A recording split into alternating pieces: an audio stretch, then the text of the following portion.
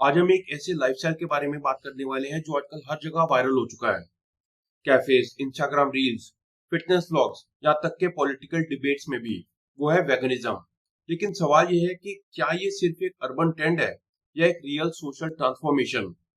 क्या वेगनिज्म एक western fed है या एक्चुअली एक पुरानी इंडियन फिलोसफी का नया वर्जन? और सबसे इंटरेस्टिंग पार्ट, लोग वेगन क्यों बनते हैं? क्या ये सिर्फ डाइट चेंज है या माइंडसेट का एवोल्यूशन?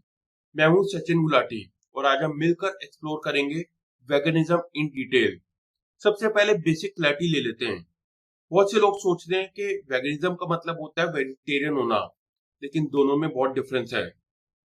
वेजिटेरियन लोग मीट नहीं खाते, लेकिन डेयरी प्रोडक्ट्स जैसे दूध, दही, घी, चीज सब कंज्यूम करते हैं। दूसरी तरफ वेगन लोग अवॉइड करते हैं वो सब चीजें जो एनिमल से आती हैं, मतलब meat, dairy, eggs, honey, silk, leather, सब कुछ। वेगनिज्म एक डाइट नहीं, एक आइडियोलॉजी है, एक बिलीफ सिस्टम कि एनिमल्स को इंसान के कंजम्पशन के लिए एक्सप्लॉइट नहीं करना चाहिए। इसका फाउंडेशन एक सिंपल प्रिंसिपल पर बेस्ड है। If we can live without harming others, why don't we?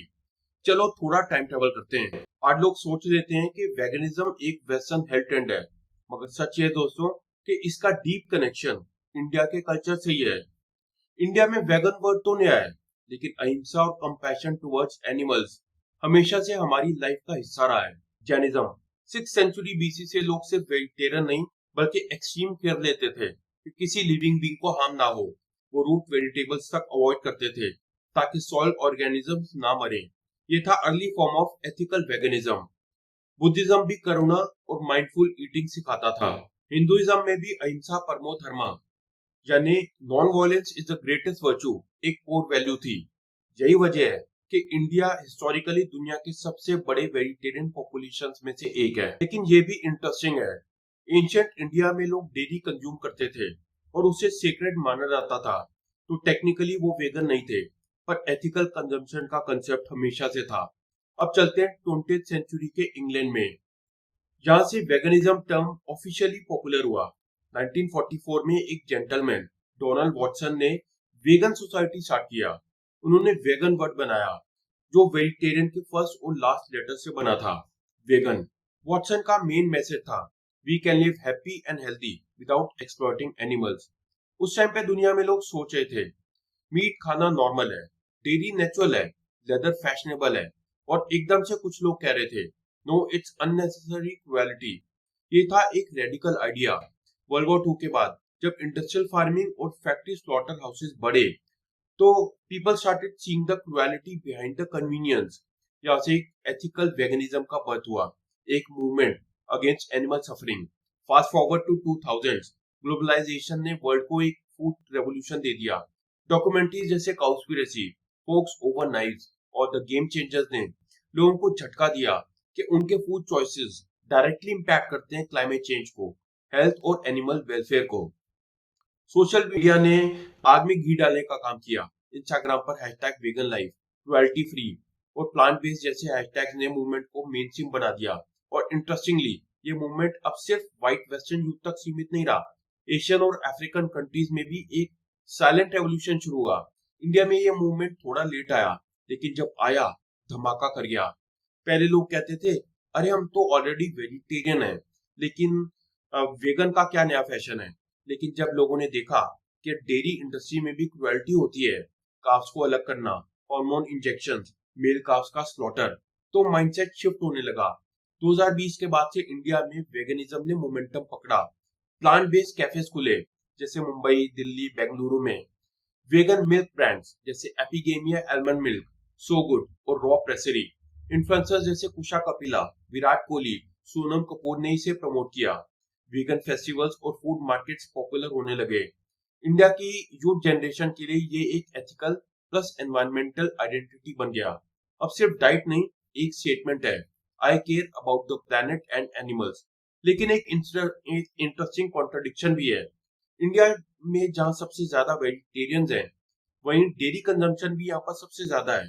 अगर हम गाय को माता कहते हैं, अगर हम गाय को माँ समझते हैं, तो फिर डेयरी फार्म्स में उसी माँ के बच्चों को अलग क्यों करते हैं?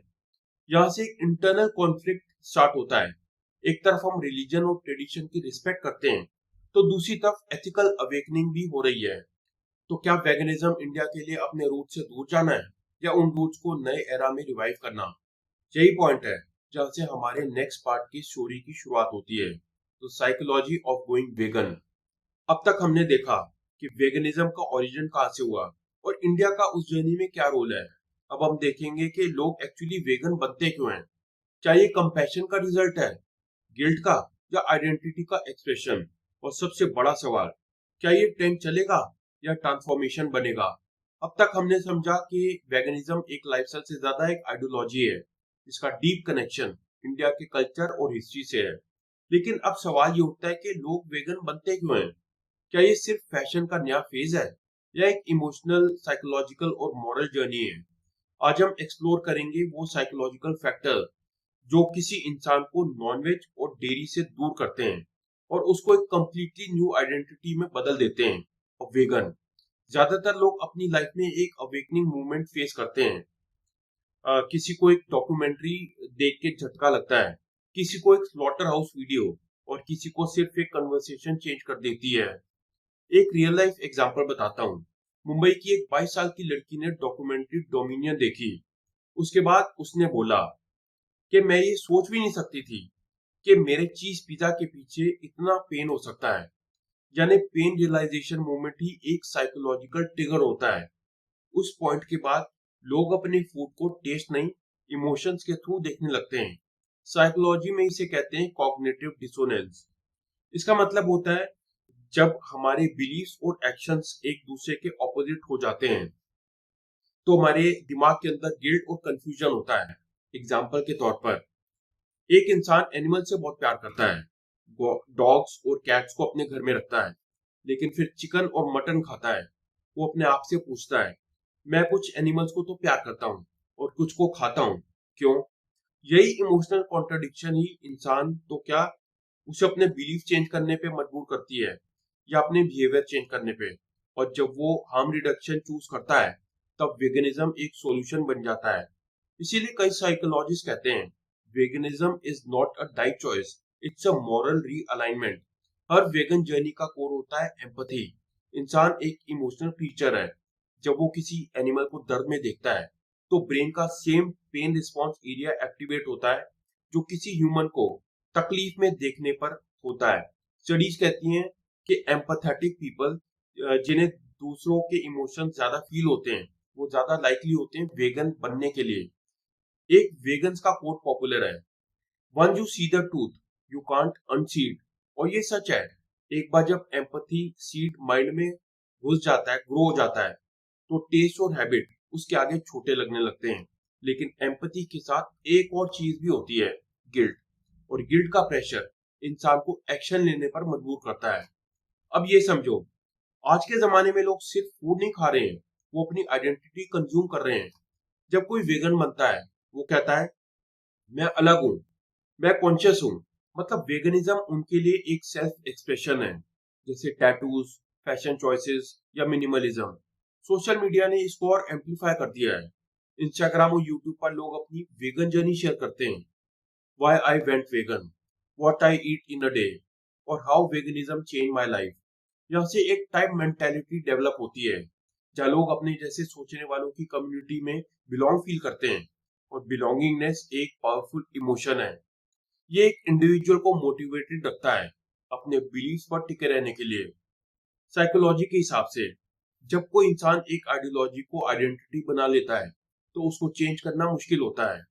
इसीलिए वेगन्स अपनी चॉइस को डिफेंड भी स्ट्रांगली करते हैं। एक और साइकोलॉजिकल एस्पेक्ट है कंट्रोल। आज के फास्ट पेस वर्ल्ड में लोगों को लगता है कि उनके पास अपनी लाइफ पर कंट्रोल नहीं है। Career stress, social pressure, digital addiction. Veganism एक ऐसी चॉइस है जहां इंसान फील करता है कि मैं कुछ तो कंट्रोल कर सकता हूँ, मेरी प्लेट में क्या रखा है। इस डिसीजन के जरिए वो एक पावर एक्सपीरियंस करता है। और जब वो अपने डिजायर्स को कंट्रोल करता है, जैसे चीज, आइसक्रीम, स्वीट्स, तो उसको अपने ऊपर एक साइकोलॉजिकल सेटिस्फैक्शन मिलता है, एक सेल्फ मास्टरी वाली फीलिंग। इसीलिए कई लोग कहते हैं वेगनिज्म ने ना सिर्फ मेरी बॉडी को बल्कि माइंड को भी स्ट्रॉन्ग बनाया है। साइकोलॉजिस्ट एक और इंटरेस्टिंग कंसेप्ट बताते हैं, मॉरल एलिवेशन। जब हम किसी और को गुड डीड्स करते देखते हैं तो हम खुद भी इंस्पायर्ड फील करते हैं। और जब हम खुद कुछ मॉरली राइट करते हैं तो एक अपलिफ्टिंग वाली फीलिंग आती है, जैसे हमने कुछ बड़ा काम किया है। वेगनिज्म एग्जैक्टली वही ट्रिगर करता है। जब लोग कॉन्शियसली चूज करते हैं किसी एनिमल को हार्म ना करना, उन्हें एक इनर पीस और प्राइड मिलती है, और वो पीस एडिक्टिव होती है। वो अपने दोस्तों को भी इंस्पायर करना चाहते हैं। इसे कहते हैं मॉरल कंटाजियन इफेक्ट। एक वेगन के एक्शन से दूसरा इंसान इन्फ्लुएंस होता है, और इसी तरह मूवमेंट ग्रो करता है, एक माइंड से दूसरे माइंड तक। आजकल सोशल मीडिया ने हर आइडियोलॉजी को एम्पलीफाई कर दिया है, और वेगनिज्म भी उससे अलग नहीं है। हैशटैग जैसे vegan life, cruelty free, plant based, इन सब ने लाइफस्टाइल को एक कूल फैक्टर दे दिया है।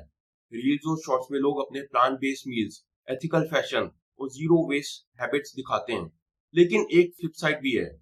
कई लोग वेगनिज्म को सोशल करेंसी के लिए यूज करते हैं, मतलब वोक इमेज बनाने के लिए। एक तरह का वर्च्यू सिग्नलिंग होता है, देखो मैं कितना कॉन्शियस हूँ, मैं एनिमल्स नहीं खाता। जहाँ से वेगनिज्म एक टेंट बन जाता है और एसेंस थोड़ा डाइल्यूट हो जाता है।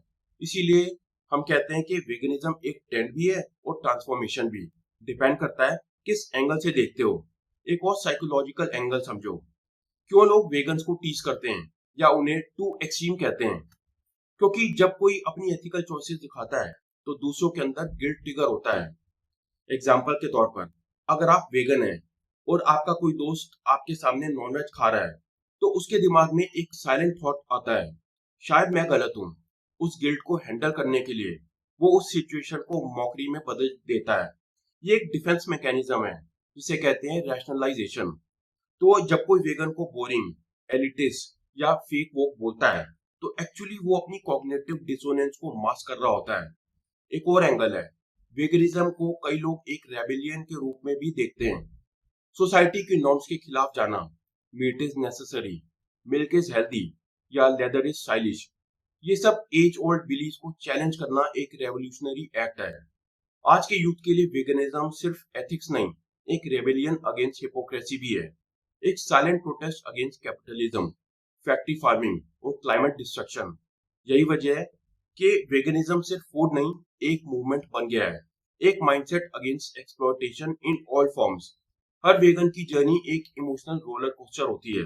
पहले शॉक, फिर गिल्ट, फिर प्राइड, और फिर एक काम एक्सेप्टेंस, जहां वो फील करता है मैं अपनी वैल्यूज के साथ जी रहा हूँ। और यही स्टेट सबसे पावरफुल होती है, क्योंकि जब आपका कॉन्शियस और एक्शन अलाइन हो जाते हैं तो अंदर से एक रियल सेटिस्फैक्शन मिलती है। यही वो पॉइंट है जहाँ ट्रेंड ट्रांसफॉर्मेशन में बदल जाता है। तो दोस्तों, अब आप समझ गए होंगे कि वेगनिज्म के पीछे सिर्फ डाइट नहीं, एक डीप साइकोलॉजिकल एवोल्यूशन छुपी है। एम्पैथी, गिल्ट, कंट्रोल, रेबेलियन और आइडेंटिटी सब मिलकर एक माइंडसेट बनाते हैं। तो दोस्तों, आपको क्या लगता है, क्या वेगनिज्म दिल से आने वाली सोच है या बस एक ट्रेंड? अपनी राय नीचे कमेंट सेक्शन में लिख के बताना। और अगर आपको ये वीडियो इंफॉर्मेटिव लगा हो तो इसे लाइक करें, शेयर करें और चैनल को सब्सक्राइब करें।